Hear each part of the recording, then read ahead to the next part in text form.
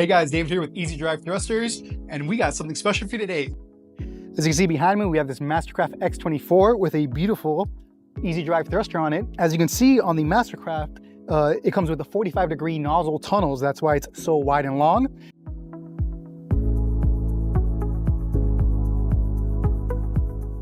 It is a streamline thruster, and the streamline this is a mock-up of it.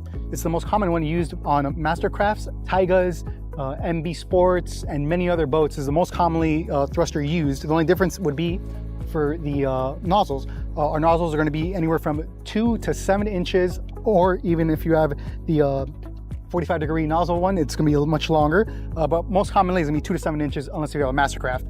And before you even start doing anything to your boat, you're going to have one of these to test it out. And when you place it on your transom, you always want to make sure when you're placing it to take account for the nozzles that you'll have for your boat.